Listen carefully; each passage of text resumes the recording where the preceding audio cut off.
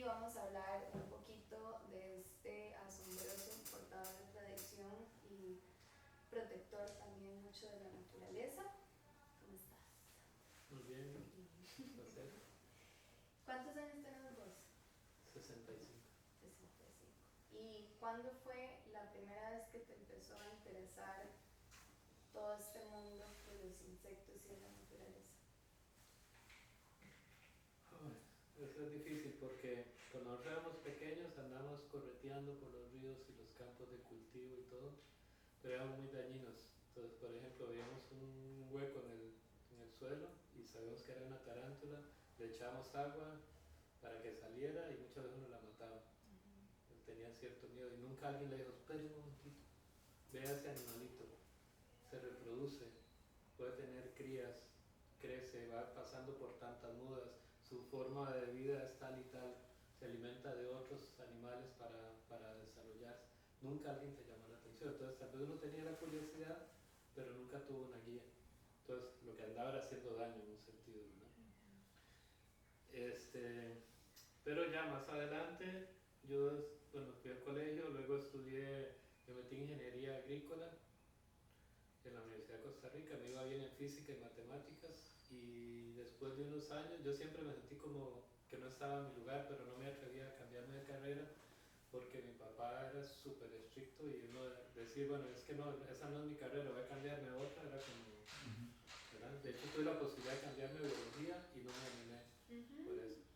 Entonces después de estar como 5 años, yo entré en el 76, en el 81, en vacaciones me metí a unas clases de danza. Bueno, nosotros hacíamos música, percusión, estaba la Academia Artística Belenita y entonces las compañeras de danza nos invitaban, nos pedían que les ayudáramos ahí con los ritmos para hacer danza. Y un día la profesora nos dijo, ¿y por qué ustedes no quieren tomar una clase? ¿Por qué no se meten al grupo? Y 2 amigos y yo nos metimos. ¿Cómo se llama ese grupo? Sembrando Futuro. Pero el que fundó Juan Carlos. Sí, Sandra.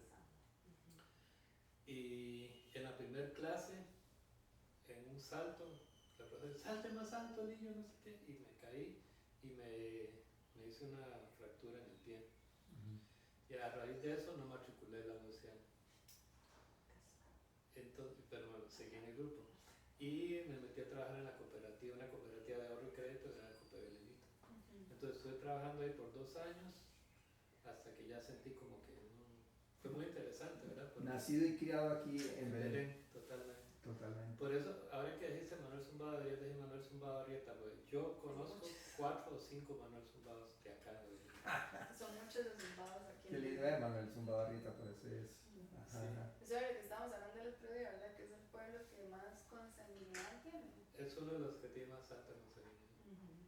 O sea que casi todos. Claro, y además hablábamos de la posibilidad o expectativa de vida que está súper alta, porque hoy hemos visitado a personas de mucha edad, 95 años y de ahí, y que vemos que no solamente las zonas azules, porque Belén también es una zona importante, aparte de que es de tradición, de cultura, un montón de cosas maravillosas, por ejemplo, como la entomología, que es, eso no salvemos Belén, salvemos Costa Rica, eso salvemos al mundo. Entonces, en eso, ¿por qué es importante realmente este trabajo que ustedes están haciendo, no solamente para Costa Rica y Belén, sino para la sociedad en sí?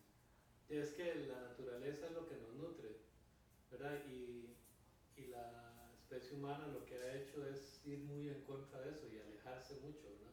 Irse por los recursos y darle prioridad a los recursos materiales y a la riqueza a costa de la naturaleza, lo cual no debería ser así y no tendría por qué ser así. Yo pienso que se puede beneficiar, puede haber muchos beneficios haciendo algo más como lo que se está promoviendo ahorita, ¿verdad? De la conservación y el desarrollo regenerativo, ya ni siquiera conservación, va un poco más allá. O sea, es como tratar de revertir eso de manera que podamos usar los recursos que tenemos, pero naturalmente.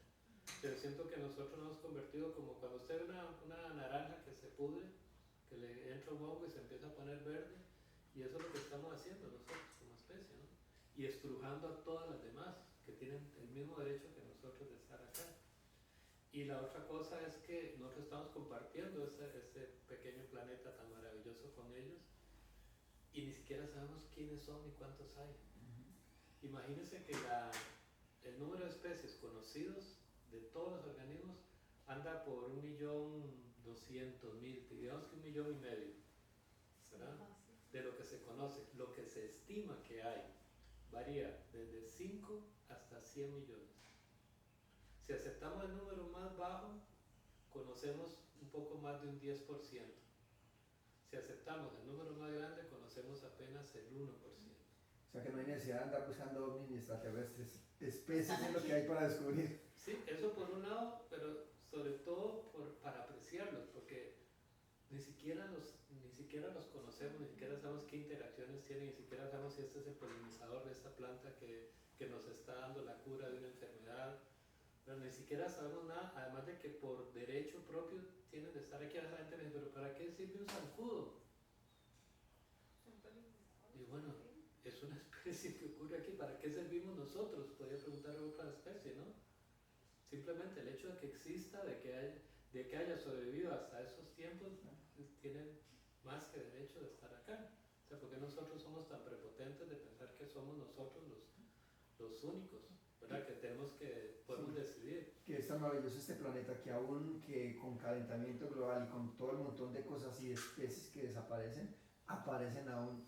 Y sigue. Hoy en la tele veía en Colombia una especie de cangrejo diferente que lo encontraron en una quebradita en la montaña por allá, y una especie de cangrejo, un cangrejo en una montaña por allá, y sí, de cangrejos. Y en el océano ahorita también están descubriendo un montón más. En la península de Osa, yo tengo un amigo, un compañero mío desde que estábamos en parques nacionales y luego en el envío, que él se ha dedicado a estudiar la flora de Osa. Nadie conoce mejor la flora de Osa que Reinaldo Aguilar. Y han descubierto especies de árboles, no hierbitas que nadie había visto. Y por ahí han pasado cientos de botánicos, han hecho trabajos grandes ahí, y ellos han descubierto, con otros compañeros, han descubierto árboles enormes. Por ejemplo, un guapinol nuevo. Un guapinol. Sí, claro. Acaban de describir una especie nueva de cacao. De cacao, un árbol tan importante, ¿verdad? Todavía a estas alturas. Imagínense todo lo que no conocemos y los usos que eso pueda tener, etc. Entonces, cuando uno en un país como Costa Rica, el desarrollo nuestro debería estar basado en su biodiversidad. Y justamente cuando nosotros estamos en el Instituto Nacional de Biodiversidad, esa era la idea. Llegar a conocer lo que teníamos y hacer un uso racional de esos recursos. Y vos como entomólogo en este momento, digamos, ahorita que estás trabajando en este colegio y estás haciendo todo este trabajo para conservar y compartir esa información, ¿cómo ha sido el impacto en las nuevas generaciones cuando vos compartís esa información? ¿Qué ves en ellos desde tan chiquitos? Digamos que estamos apenas iniciando en esta parte, ¿verdad? Porque hace poquito este laboratorio lo iniciamos este año y tenemos apenas 1 año y medio de estar acá, ¿verdad? Entonces yo hemos estado haciendo varios trabajos. Sin embargo, este año empezamos a tener más interacción con ellos y es justamente lo que queremos, ¿verdad? Y estimular, digamos, son como libros abiertos, ¿verdad? Los jóvenes y los niños. Entonces, estimular en ellos el aprecio y la curiosidad por estos temas.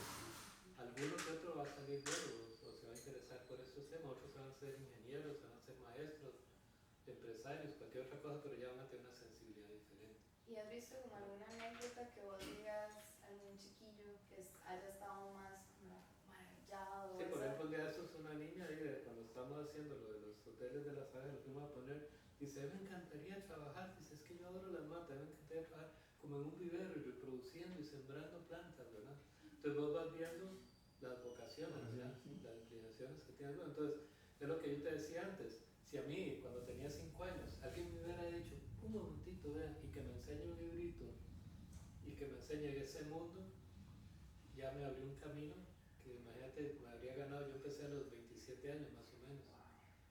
Y hubiera empezado a los 5. Claro. Impresionante, porque yo crecí con vos. Y digamos, yo sí tuve eso desde chiquita con vos y con tu hija, con Maya, y recuerdo eso, recuerdo que siempre íbamos al jardín de abuela y vos me enseñabas las abejitas y las maripositas, y que Félix, que es tu hermano, me enseñaba lo de los pájaros. Entonces, a estas alturas de mi generación, cuando yo ando con mi mamá, por ejemplo, ella me dice, usted tiene el mismo ojo y la misma sensibilidad que sus tíos. Y es que yo lo aprendí desde muy chiquita y para mí eso fue como una ventana a decir, wow, esto es como lo máximo, y a ver como los detalles y apreciar también los ciclos de todas esas animales y naturaleza, ¿verdad? Como de lo importante que era.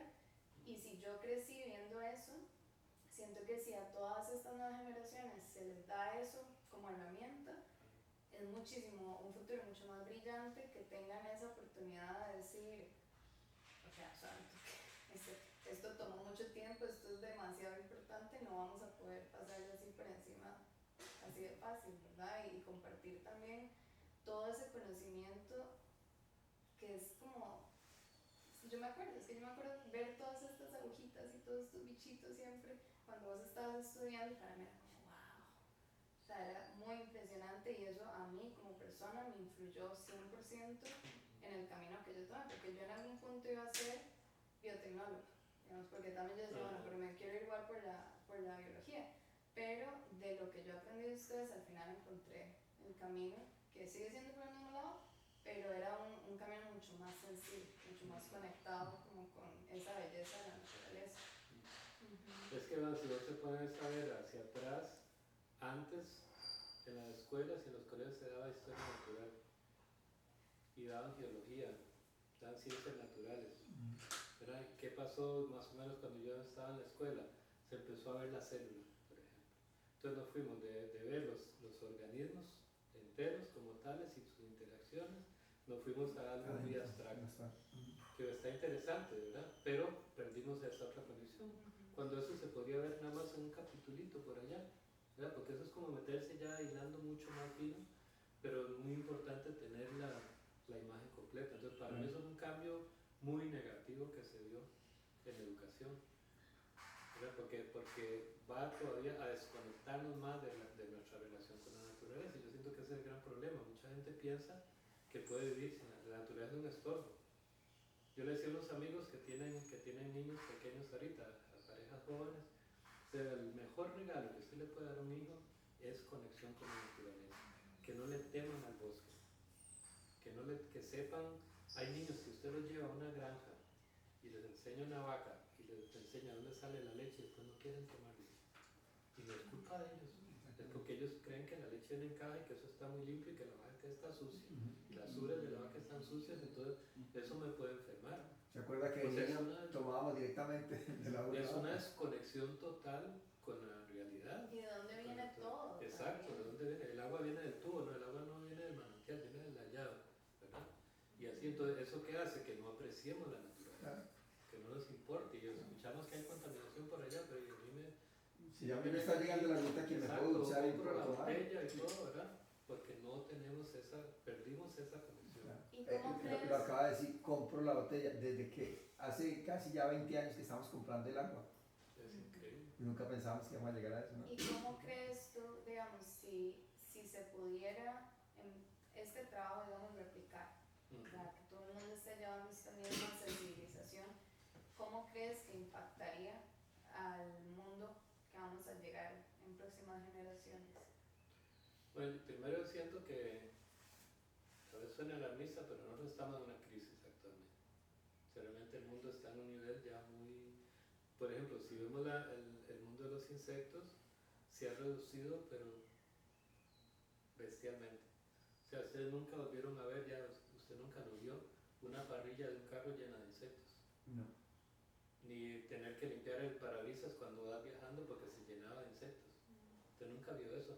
O ver las luces ahora en mayo con estas lluvias, ver esa cantidad de abejones de mayo y mariposas llegando, polillas y todo, llegando a las luces de la noche, ya eso no se ve. Se está terminando mayo y los abejones no aparecieron. Vamos a ir a meter a Talamanca una semana de camino y ya no encontramos nosotros ponemos unas trampas de luz con unas mantas. Eso ya nunca se va a ver una vez llena. Entonces, yo pienso, ¿qué está pasando? O sea, podemos estar viendo un bosque precioso y tal vez se está muriendo. ¿Cuántas de esas especies están logrando reproducirse? O están muriéndose ahí como vayan envejeciendo, como tienen vidas muy largas, tal vez no lo notamos todavía. Entonces, realmente es muy preocupante la situación. Pero por otro lado, por ejemplo, nosotros sembramos por ejemplo, una plantación de melón en Guanacaste, casi a nivel del mar, en verano, sembramos 3 metros de ancho por 300 metros de largo de plantas para insectos y se nos han llenado de abejas. O sea que si usted les pone recursos, ellos llegan y los aprovechan. Entonces, ahí el llamado, ¿cuál es? Que cada quien puede colaborar con eso, si somos conscientes de eso. Si nuestra huerta, en vez de tener plantas bonitas, tenemos plantas bonitas que den comida para nosotros y para ellos también. Entonces, yo creo que tenemos que hacer los esfuerzos por todos lados. La educación es súper importante, la comunicación es súper importante, cómo transmitir ese mensaje, ¿verdad? Y gente como nosotros que está haciendo la investigación también. O sea, es como ir ligando todo ese engranaje, ¿verdad? Y que la gente participe cada vez más, por ejemplo, de iniciativas con las que tenemos aquí en Belén, como el santuario, por ejemplo, ahora que está reforestando Juliagua. O sea, que los jóvenes participen cada vez más en esas actividades. ¿Para qué? Para que creen conciencia de que el mundo que les va a tocar no es jugando. Sí. ¿Y qué te emociona, por ejemplo, de estar en una escuela, en la educación, en un colegio, sabiendo que podrías estar en un montón de otras cosas en Estados Unidos, yo no sé dónde, haciendo investigaciones que uno diría más serias, pero decir, no, estoy en Belén, aquí me quedo, estoy en una escuelita, estoy en un colegio? ¿Qué te apasiona y qué te emociona de eso? Es que yo pienso que desde donde uno esté puede aportar, desde donde uno esté.